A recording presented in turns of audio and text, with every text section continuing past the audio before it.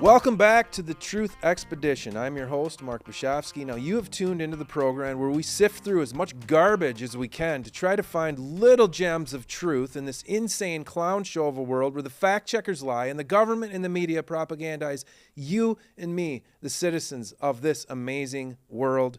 Once again, I have amazing co-host Gunnar Ballstead here helping me out with this interview. A great show today. How you doing, Gunnar? Fantastic. We're excited to introduce Diamond and Leah from the Oppenheimer Ranch Project today. They have a YouTube channel that educates folks on the weakening magnetosphere, the polar shift that's coming up, all things earth science. It's going to be a fantastic and info-filled show. Let's get right into it. Diamond and Leah, thank you so much for joining us here today. I'll ask the first question here. What is the Oppenheimer Ranch Project, and what is its goal?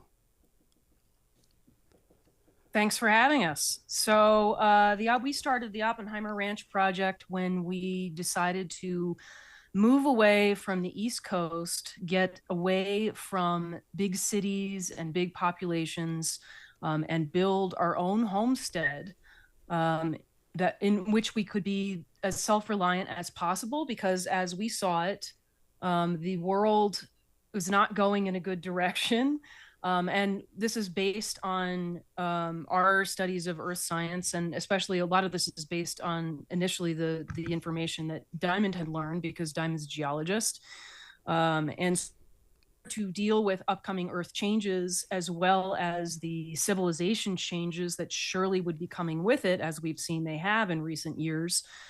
We moved out to Colorado in the middle of nowhere and started building our so that we could be as self-sufficient and self-reliant as possible. So you mentioned, getting yourself prepared for what might come. Do you feel like the catastrophe that is looming, is likely, I believe, do you feel like it's more likely to be a natural thing, solar flares, EMP kind of thing, or more man-made? Well, I think, go ahead, Diamond. Yeah, thanks for having us. If I could chime in, as I've been describing for over a decade since we started our channel, the reason we chose our location is not only geophysical from natural disaster, but also geopolitical from global unrest, because it's clear that the powers that be understand the threats that the Earth is facing with the weakening magnetosphere and the potential for a large solar storm to start to destabilize Earth through small grid destabilizations or things like that. That we're in a place to be far and away from most of the chaos. So the way I see it is that they're going to use the lead up to this event to gain more and more control. And they're well aware that, well, what happened in the past due to some small climate cycles called solar grand minimas, were things like food riots and disease and pestilence, or just general craziness in the streets. So I think that's what we're going to see. Couple that with maybe some small grid down scenarios from solar flares, or even something geopolitical, an EMP, a cyber attack. What we're preparing for it, regardless of what it is for all the same thing. We're basically need to be prepared to go back to the 1800s before electricity was really a thing. Let's take it back to the basics here a little bit. Is the rising oceans or the potential for CO2 warming a cause for you to seek the hills, or is that something that you're not concerned with? Can you speak to the potential for CO2 warming? You want to take that, Diamond, or shall I? You go first. I'll add on if we need. Sure. We believe it's a hoax, but we want to get your input. Yeah, we also agree that this is a hoax, and Diamond can speak to this, but he's been far aware of this for quite a long time, starting in grad school. There's really no data to show that there is an actual causal link between CO2 and temperature. That does not exist. No one has ever proved that CO2 causes warming. And in fact, if you look at a simple graph of carbon dioxide and temperature over time, what you may notice is that where there does appear to be a correlation is that temperature leads CO2, not the other way around. So it is not CO2 that is causing warming. If you look at the long-term geological timescale, you'll see that Earth has been far warmer in the past than it is now. And CO2 levels have also been thousands of times higher than they are in the past. And this does not determine upcoming disastrous sea rise or temperatures or anything of the like. I mean, what Al Gore said that we were going to be snow free and I don't know, I don't even remember now, 2013 or 2000. And obviously that never happened. But we continue to see in the media lots of yammering about all of the Arctic ice is melting and all of the Antarctic ice is melting. Well, how can the Arctic ice be melting when it's 40 below up there? That's not possible. So they use a lot of scare tactics like, oh, look, there's pieces of ice breaking off into the ocean. It must be melting, not explaining on purpose that when you see ice calving off of out of the Arctic, that's actually a sign of ice building, right? You have ice building and it's heavier and it's pushing down on the massive ice and it forces some of the ice to break off. It's not a sign of melting, it's a sign of ice building. So I believe that all of these global warming scare tactics and the hoax is a political agenda and a very large one at a global scale. I mean, we can get into that a little deeper. Diamond, you want to chime in there? Well, geologically speaking, we're at the lowest CO2 levels in the entire history of life on Earth. If we were to fall below a certain threshold, all life dies, and we're very near that threshold. So, to try and reduce the CO2 is a policy of Armageddon. Period. Peer-reviewed papers have come out in the last year showing that the contribution of human activity to global CO2 is less than 4%. So our activities are negligible in a trace gas that is 0.07% of the atmosphere. So humans can't even be affecting the amount of CO2 on Earth because we affect less than 4%. Not only that, it's at the lowest levels. The good news, it's gradually been rising. And even NASA has confirmed the greening of the Earth by 30% since the 1800s. So CO2 is plant food. It's good for the Earth and it's good for humanity, which is why they pump it into commercial greenhouses to get more production. Yeah. So do you feel like, I've been researching this hoax for a while. We've got a record number of polar bears. Actually, sea ice is at, there's a lot of sea ice. Actually, just to shout out to our credibility, we just were put on a list from the Center for Countering Digital Hate of the top 96 climate deniers in the world. Congrats. Congratulations. Yeah. It's excellent. Congratulations. I mean, what a hoax. And so do you feel like I do, that this concept of global warming, I believe, kind of came out, I mean, it's been around for decades, but the 1970s, the Club of Rome wrote the paper, I don't remember the title, about how this is how we can get the population on board. We'll call it global warming. And do you think it has to do with depopulating the planet? Do you think that that's what they have up their sleeve? Well, certainly these groups all you can trace it all back to some eugenics program. Yeah. And the blue bloods or the elites or the cabal or the Illuminati, whatever you want to call it. There definitely is. Look at Bill Gates. I mean, he's on tape saying if we do a really good job with vaccines, we can lower the population. Yeah. Did you see how he retracted and how he explained that ridiculous comment? He said, well, what I meant was if all these African families knew they could get a vaccine for their children, then they wouldn't have 8 kids. And then we would, just bullshit, response. I love how these globalists, people like Bill Gates, have this way of thinking that they are the ones to determine how many people how many children people should be having, right? As if they're the ones with the right answer about how people should live their lives. I mean, to me, that is just cover for a depopulation agenda, as well as a money grabbing agenda, right? I mean, the more that you inflict regulations on people, the more that you say, you should only be eating X amount of meat, the less healthy people get, and the more sick they get, and the more that people become a resource, let's say, for some other industry like the pharmaceutical industry. So it's sort of two things happening at once. You've got the depopulation agenda, but then you also have this way of extracting all of the rest of the wealth out of the entire population. And I think that is relevant, because I think that the powers that be know that there is other big stuff coming up. Like, my biggest suspicion would be their awareness of a major magnetic excursion, which we're probably already in. And in order for them to survive and be prepared, part of that process is going to be, getting all of the wealth that's left out of the population that exists. It does seem that there is this scare tactic for a superficial CO2 anthropogenic climate change, but there is the more obvious and scary aspect of Earth science with this weakening magnetosphere along with the pole shift. Can we go back to the basics on that? What is happening with the pole shift, and why is a weakening magnetosphere an issue? You want me to take this? Sure, and I can jump in whenever.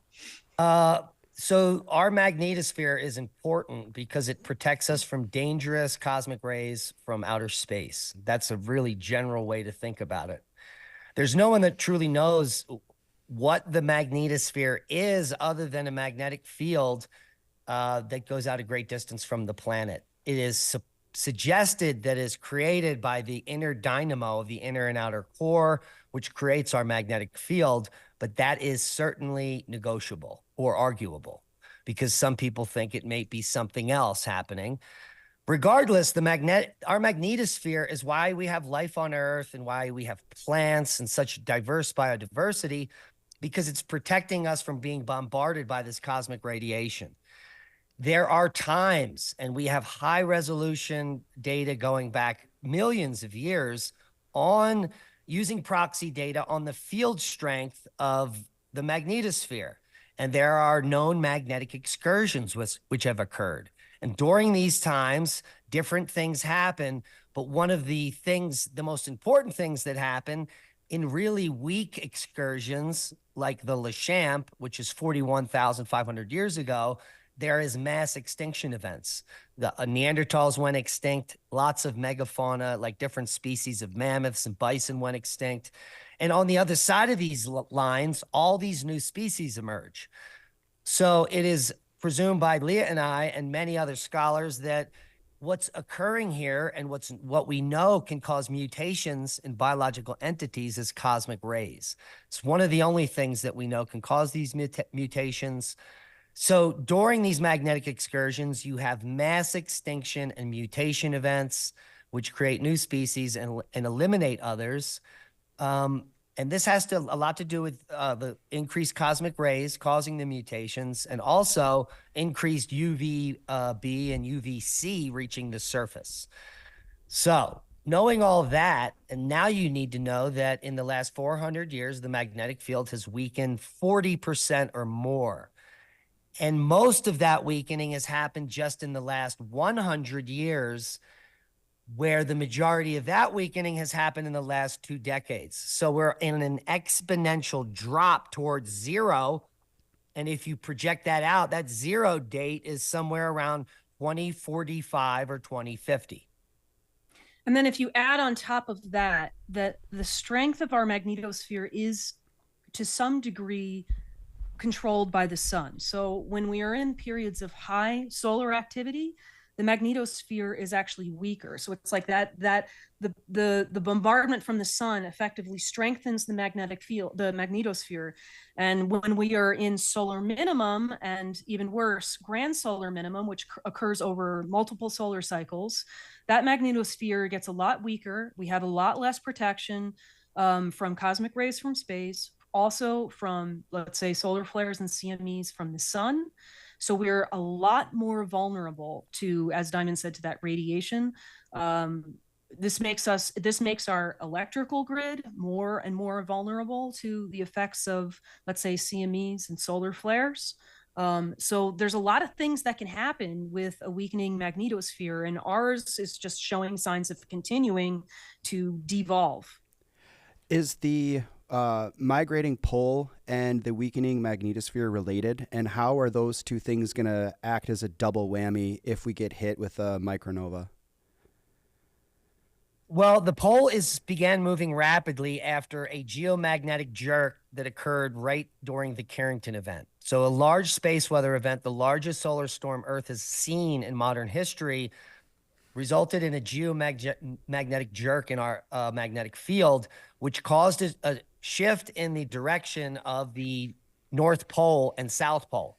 And the North Pole has rapidly been moving towards Siberia since 1859 and accelerating year after year. It's kind of stabilized in the last year, and it's just past the actual north rotational pole. The South Pole is much further off the rotational pole, now off the coast of Antarctica. But what happens as the magnetosphere weakens in magnetic excursions, the poles descend on the equator. And so as they reach the equator, that's as we go to zero. And right before they get to the equator, sometimes we can have multiple poles, 4, 6, or 8 pop up all around the mid-latitudes. And so what this results in on the way down to there is a breakdown in weather patterns. The jet stream, a strong jet, is controlled by a strong magnetosphere. A weak magnetosphere allows more energy to come in from the sun and from space, which causes stronger storms, more lightning, larger hail, and a breakdown in the jet stream. So we're going to be moving into a time of extreme weather events that are completely unexplainable, but they do have the boogeyman, climate change. Sure. Also, I just want to throw in there too, one of the easiest ways I think to think about the state of the magnetosphere is, imagine the Earth is, well, it is a magnet, right? You have a positive in one end and a negative on the other. And what's happening is that these areas, let's say up here, of positivity are spreading. So you no longer have this really strong dipole. You have areas of positivity and negativity that are kind of spreading all over the place. So this entire dipole is getting weaker by itself, if that makes sense.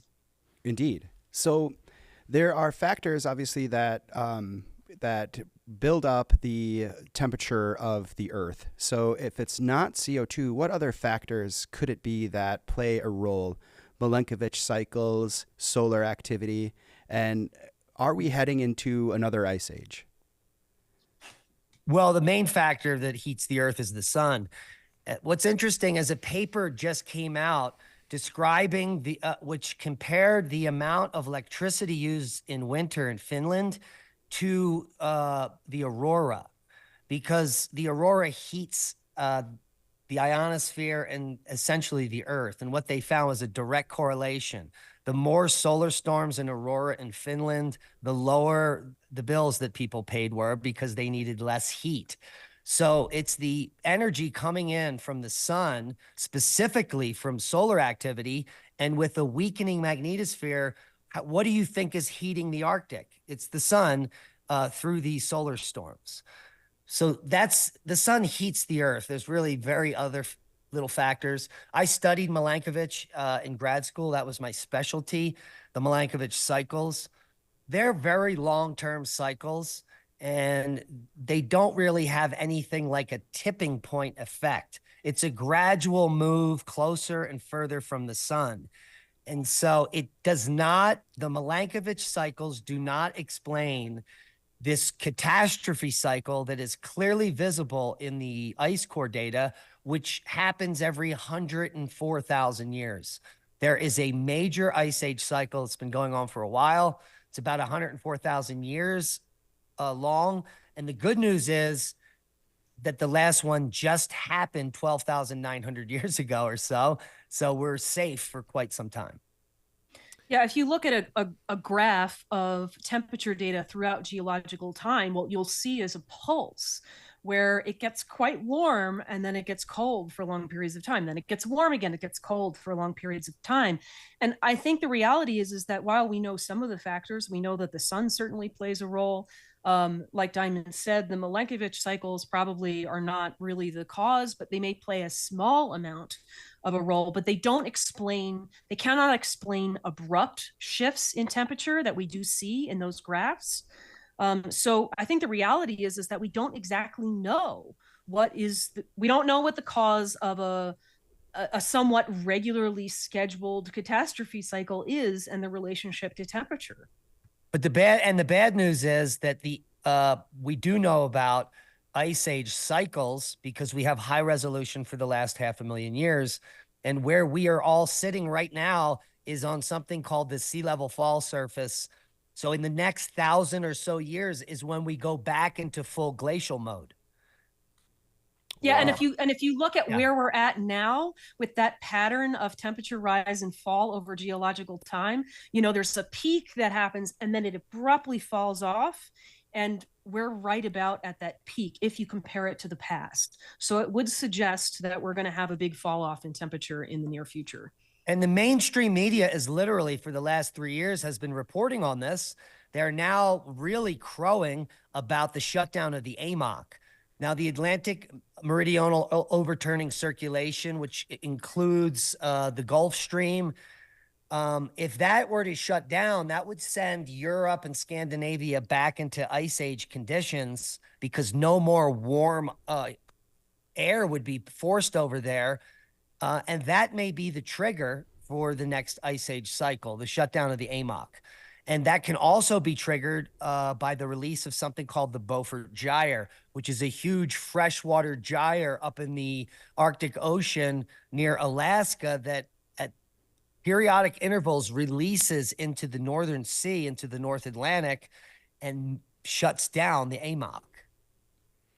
So you mentioned the Carrington event. So 165 years ago, there was a major, what was it, a solar flare? I mean, and if something like that happened today, would our whole grid across the world be taken out? And then to follow that, I mean, what do you think are the odds, like to say in the next decade, that we will experience something like that?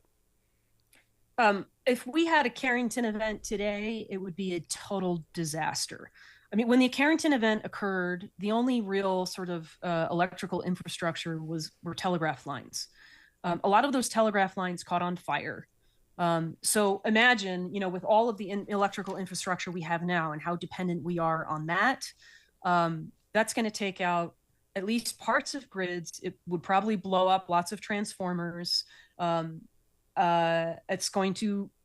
would fry a lot of the chips in our computers, which are also in our cars. They're in everything, right? So every part of our way of life that is dependent on chips and wires, which is almost everything, is basically gone for an event like that. Now, that was a solar flare. We don't know exactly how strong it was, but it was probably it had to have been an X flare of some kind, an Earth-facing X flare. The magnitude is pretty specifically known at X20 or X21. And based on human observations, the solar storm on Earth lasted for over 3 days, which means the Earth is rotating around 3 times as it's being struck by plasma from these solar storms, which would, as Leah said, result in complete infrastructure failure worldwide. More than that, all the satellites would be destroyed as they re-enter and burn up, and maybe some type of a catastrophic event occurs up in the low Earth orbit with these satellites hitting each other, and that would make it even crazier. So that's kind of what we have to look forward to. And you said in the next decade that there's very high probability. I would put it at 80% that there will be a high enough solar flare to affect the Earth's grid or, maybe even just the satellites, something big in the next decade. Definitely, because the magnetosphere is continuing to weaken. And what that means is, so back then in 1859, when the Carrington event happened, the magnetosphere was much stronger and it still happened. So I would think anything like X10, 15, could be at the threshold. And those events happen every 2 decades.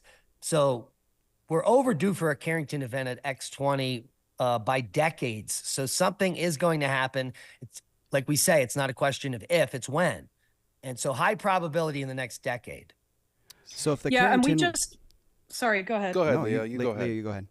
I was just going to say that we recently, on our Saturday show, reviewed a paper that was written in 2015 by a guy in the Air Force, a captain in the Air Force, and was looking at all of this. You know, how are we vulnerable with a weakened magnetosphere? How are we vulnerable to solar flares, CMEs? And, you know, he kind of went through a variety of areas: communications, electricity, national security, agriculture, and, you know, all of the ways in which all of these things would be affected. And his conclusions in the end, I think, were rather mild, because what he didn't entirely account for was the domino effect, right? So even if you only have, I don't know, let's say 60% of, and this was just for the United States. So even if you have only 60% of the United States grid affected or something like that, that's still really enormous, right? If you have these extremely high voltage transformers that are affected by a solar flare, it takes like a year to build those. Like, we're not getting those back anytime soon. And yeah, sure, we have generators and we have fuel and whatever, but everything compounds, and it's going to become more and more and more difficult to launch any sort of recovery effort. And when you look at all of the variables in totality, it looks really, really bad.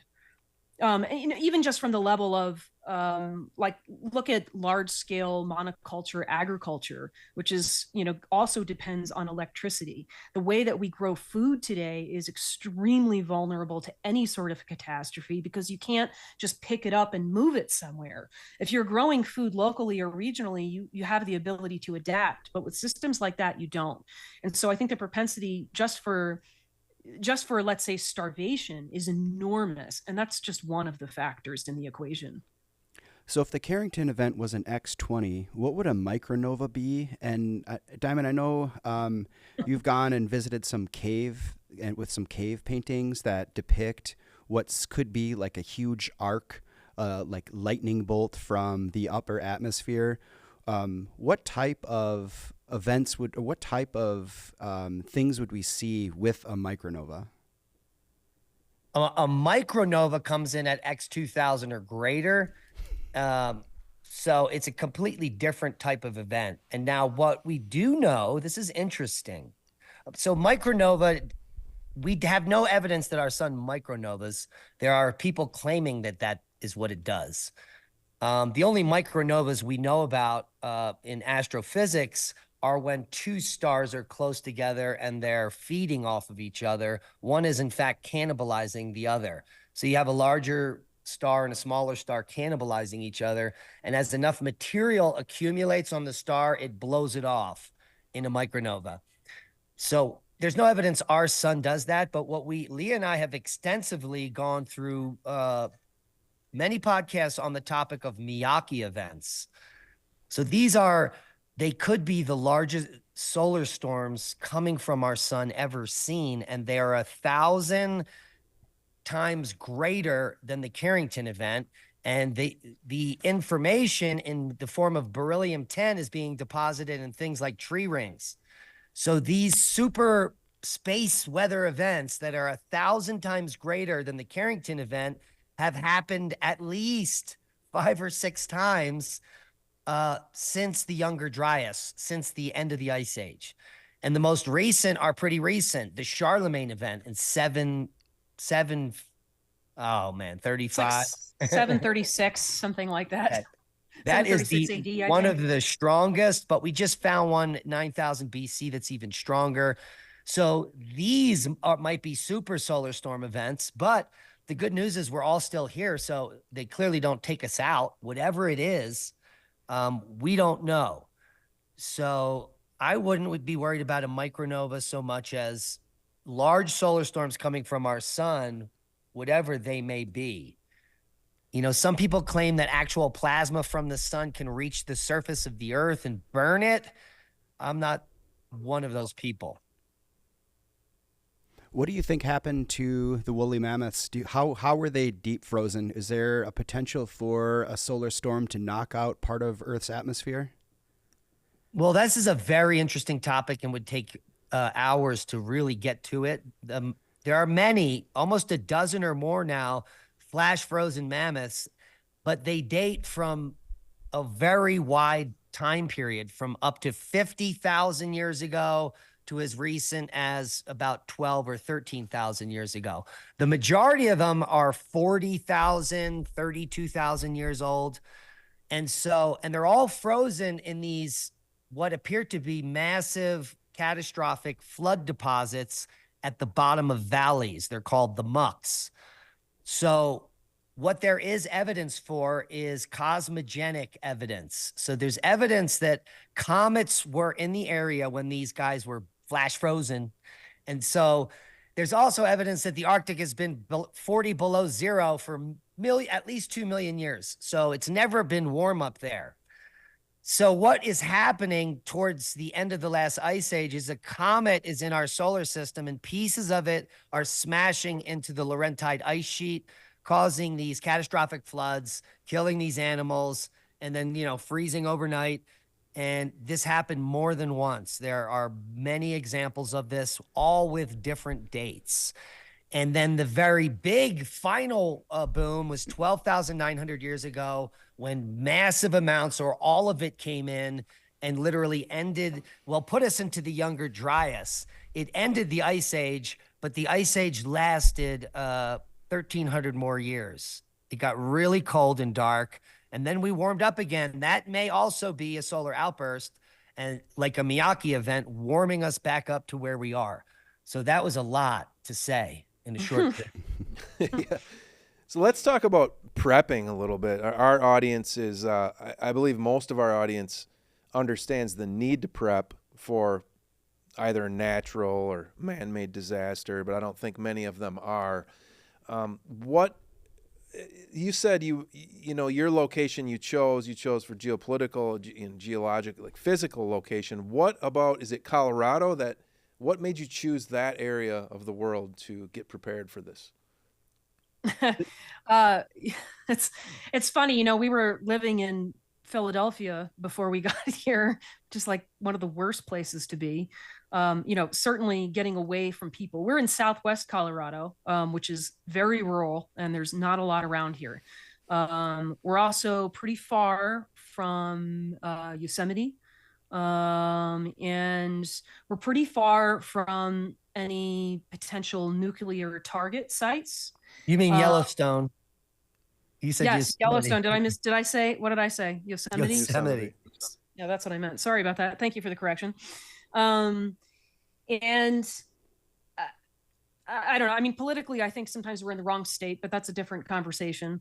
But it's our lack of proximity to other people, I would say, is one of the biggest factors in being out here. Also, the geological past plays a role. So before I met Diamond, I had been thinking about buying land and homesteading, and I was looking at Vermont and New Hampshire, and that would have been a disaster, because if you look backwards at the climate, when we've gone into ice ages, the Northeast has frozen over first. That's where the glaciers are dipping down. So that would have been a terrible place to be. So in this area actually remains rather temperate. So that played a big role. Well, and even worse for the Northeast is they're going to be the worst affected by a solar storm. The basement rock, the rock up in the Northeast, is going to be the most charged. So any grid failures begin in the Northeast. In the Southwest of the U.S., we have very little charging here because we're all sedimentary rock. And the Northeast is the worst place you can be in the next solar storm, because that will go black first.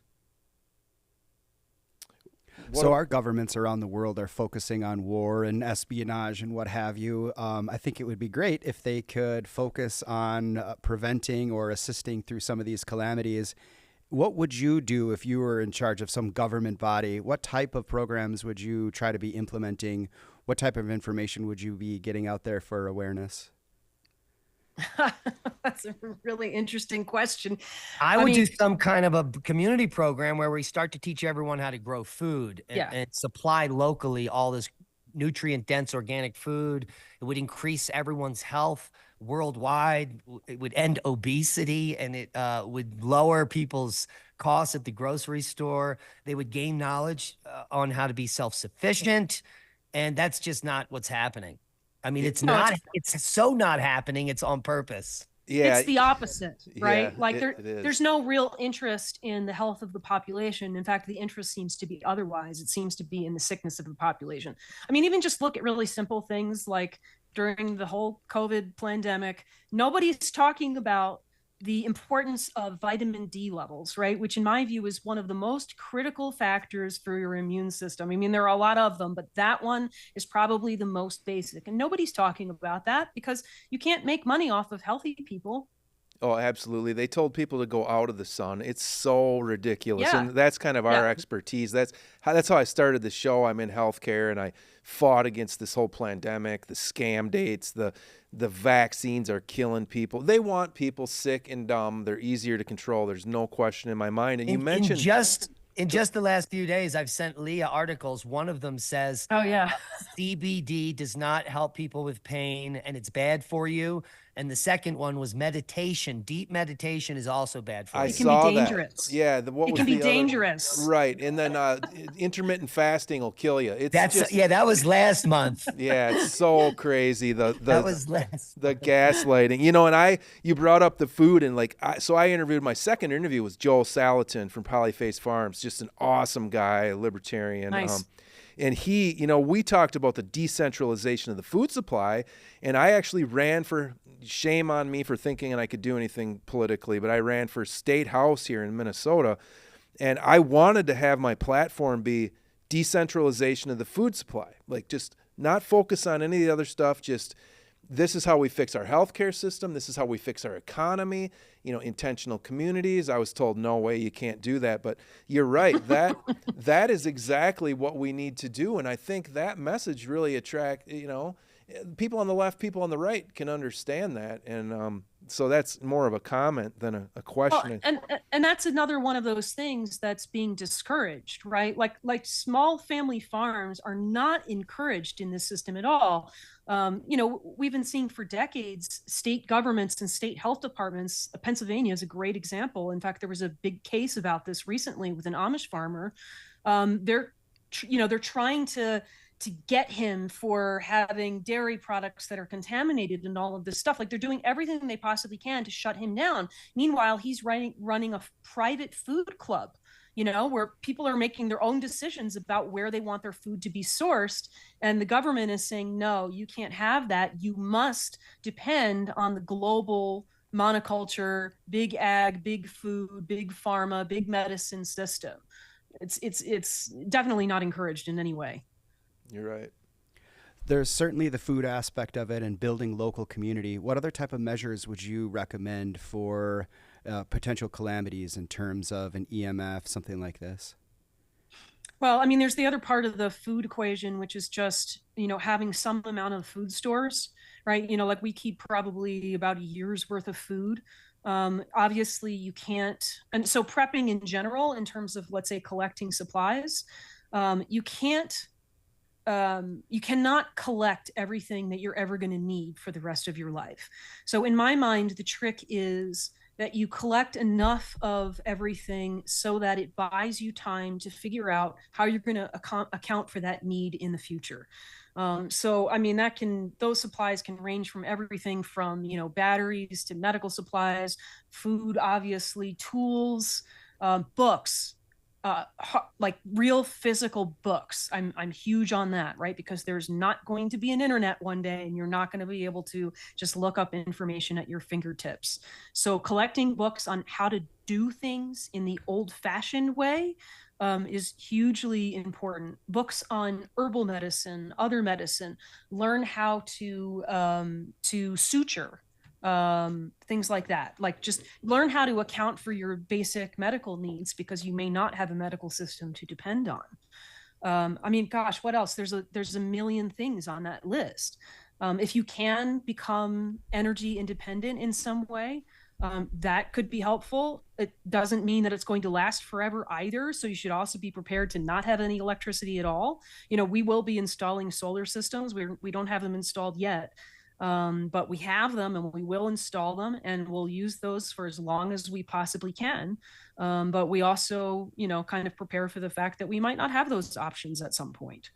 And may they be destroyed by an an electromagnetic pulse? Like inverters might not survive, correct? Well, even hail can destroy solar panels. I mean, that just happened in Texas on a huge solar farm. The entire solar farm is destroyed by hail.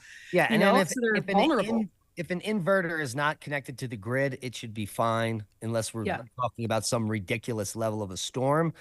But the one thing that we really didn't cover is the most important thing is the initial phase of something like an EMP or a grid down for a long extended period scenario. The first thing you need is security or someone's coming because it's going to be quite hectic initially. So you need some kind of a around the clock security team, people that don't get burned out. So it's more like 2-hour shifts. And so that's going to require multiple people to accomplish that because initially it's going to be very hectic until things calm down. Yeah. And of course, part of that equation is firearms and ammo. Like that's like one of your most important preps, in my opinion. Yeah. And I've often said there's a reason why there's a 3-letter agency called the ATF. Alcohol, tobacco, and firearms are going to be currency in that situation. Everyone's going to want funny how that whiskey. Works, right? Isn't that something? Yeah, because there's definitely other things that you can collect that are good for trade. Despite however unnecessary something like alcohol would be, there's still going to be people that want it, and so that's not a bad idea as a prep for trading anyway. Right. Tobacco is sort of the same. Right. Yeah. Water. I did my suburban prep. Now I'm moving, like I said before we started recording. But my suburban prep was about a year's worth of food in my, basement storage area and have multiple ways to filter water from the ponds or rain catch that I can get. And then propane. For me, propane was huge because we're in Wisconsin or Minnesota. It's cold. So how would I keep my family warm? How would I keep my water from freezing? Because people think, I got 20 cases of water, I'm good. But the grid goes down and it's sub-zero. Your water's frozen in less than 24 hours. You're dead in 72 hours without the National Guard coming. You need warmth. And to me, having many, many 20-gallon tanks of propane and a little buddy heater or something, very important. You need to be hydrated, you need to be warm, and you need to be fed, and you need to be protected. So a lot of bullets. Yeah, propane's a tough one, right? Because you can only store so much, and at some point you're not going to get any more. And so, other options are like having a backup generator that let's say runs on diesel, which potentially you can store a little longer. But again, you sort of run into the same issues. It doesn't store forever. You'll run out of it, and then you may not be able to get more. So even having thinking in other ways too, like so for example, this building that we've been building for like 8 years now, it is we're very strategic in terms of what we choose to buy and its location, right? Like we look specifically for south-facing locations to take advantage of the sun, right? So this building we put a greenhouse on the south-facing side of that building, and that's actually part of our heat budget for the building. If need be, we could even pump some of the heat from that greenhouse into our building in a pinch. So, just thinking about stuff like that. I mean, of course, we have an advantage here in Colorado. We have 300 days of sun every year. Even in the winter when we get loads of snow, we also have tons and tons of sun. So that makes a big difference. It's a lot harder to do stuff like that if you're, let's say, on the East Coast and you've got cloudy gray winters. Yeah. There used to be a running joke about tinfoil hats and things, but now as the magnetosphere is weakening and there's huge solar particles and cosmic particles that are bombarding us, it actually makes somewhat of sense to protect yourself from a Faraday cage or something as we're being bombarded. As Diamond said earlier, some of these different morphing of cells, what have you, are from cosmic particles. So Is this company is tinfoilcap.co in England. there we go. They hand sew custom hats, and they make silver copper inserts for your hat to protect from cosmic rays and 5G. Seriously. I know. And it used to be so crazy, but go around your house with an EMF reader and you'll see very quickly that we are in a dangerous environment. What do you think of building a bunker or a Faraday cage for your house or bedroom? I mean, building a Faraday cage for your house is kind of tough. I mean, I think having Faraday cages around is hugely helpful, right? You could start with a shipping container, let's say, if you wanted something large. You've got to seal all of the edges and everything, but even using things like metal trash cans for your computers or external hard drives or whatever it is you have. But you can also, in a pinch, on a small scale, if you have a microwave, you can throw stuff in the microwave, and that's going to function as a Faraday cage. So you have some options. There's new technology. There is EMP paint. Oh, right. Yeah. Where you can paint your building. I mean, and it gives you a huge advantage. So that's kind of interesting. And maybe even interior house paint at some point in time that would help. What do you think about building a bunker? If you go underground, it's clearly the safest place to be during the daytime from cosmic rays, and which is why humanity has always gone into caves or underground in antiquity. But modern structures with multiple floors and asphalt roofs and, or steel roofs would be similarly protective. Underground obviously would be better. You can't really protect yourself from cosmic rays. They go through the earth. So they will go through your body wherever you're at. It's the other radiation. You don't want to be out during the daytime at the bottom of a magnetic excursion. It would be one hell of a sunburn. Yeah, that's going to be extreme amounts of UV in that situation. All right, you guys are both so amazing when it comes to earth science and understanding all of these different principles and properties. I got to throw this out there. I consider myself a deist. I think that there is likely a creator, but when I pray for a pony, I don't get one. I've been praying for peace. Jury's out. We'll see what happens. But what motivates you? I think this is at least simulated. I think there's something that is orchestrating this. What motivates you guys to be so good? What do you see? What kind of hope do you see in the future? I mean, I have kind of long felt that there's something about the area where we live. We're basically in the Four Corners, and there's like an old Hopi legend, which may or may not be true, but it's sort of about this idea that this is almost like an energetic point where people come here for a purpose. And I would say of all of the people that we've met who have similar ideas about what they're doing here and why they came here, I would agree that all of those people came here for a similar purpose. And it is literally to build a new world. And I want to be a part of that. I certainly have my own spiritual background, which feeds this on some level. I don't know exactly how to incorporate that into my picture of what we're doing here and where we're going.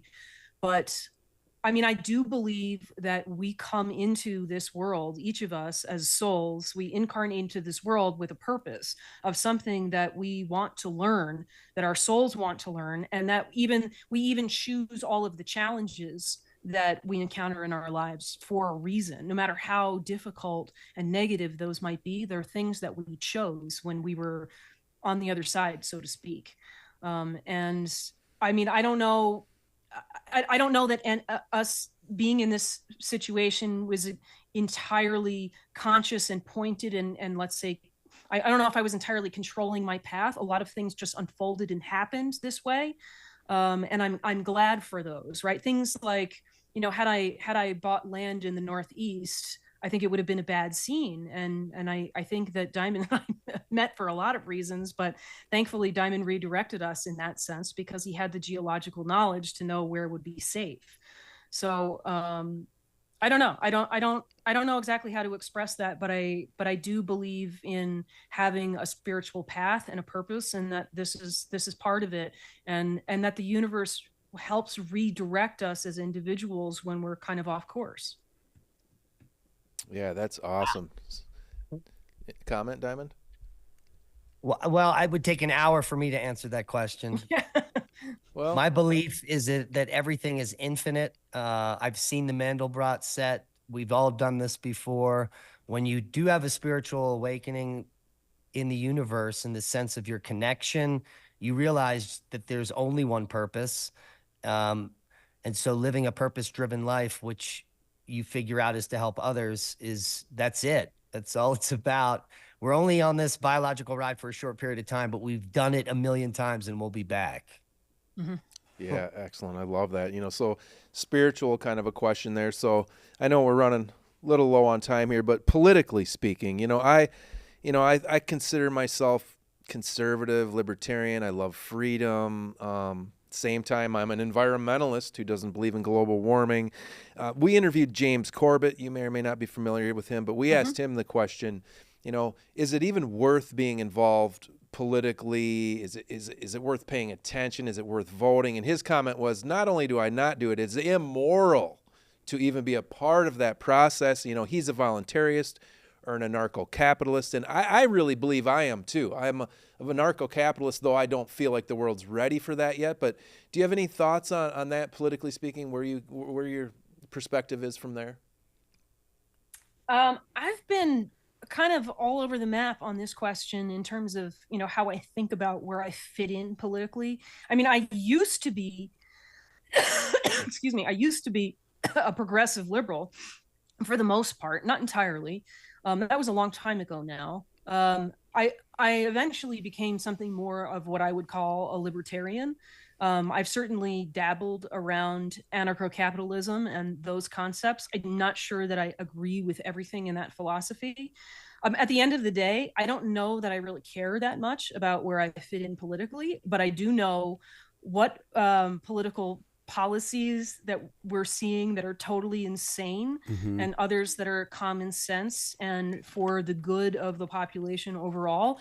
And there's a lot more of the insanity these days than there is the common sense. And so, in one way, I'm frankly, I'll be honest, I'm anxious for the collapse. Like, I am. Can I curse on this show? You can. Yes, please. Sure as shit.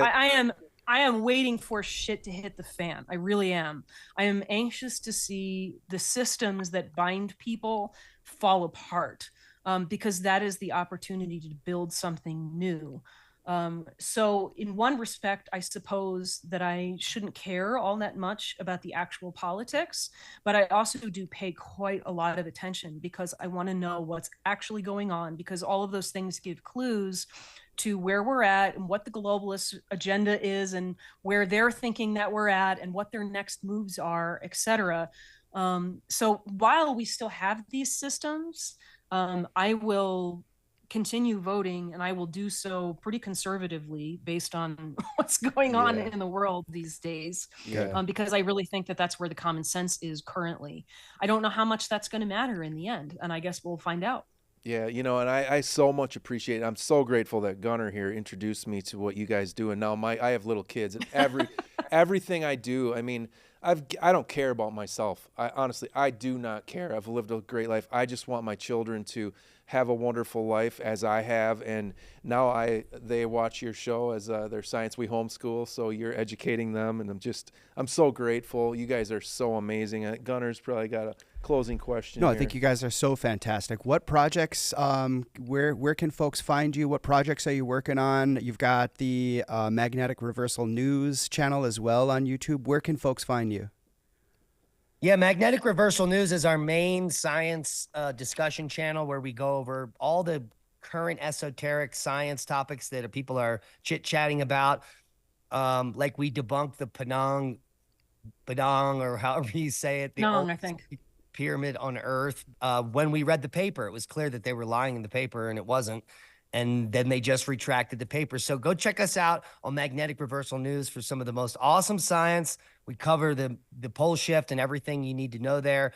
Oppenheimer Ranch Project on YouTube is more of a daily news update with a lot of humor, and sometimes I offend people over there, but you can check that out almost every day. We have a Rumble channel that we put up stuff that we don't make, but I think that you guys need to see, and it's censor free over there. And we also are on Twitter and have pretty big following over there.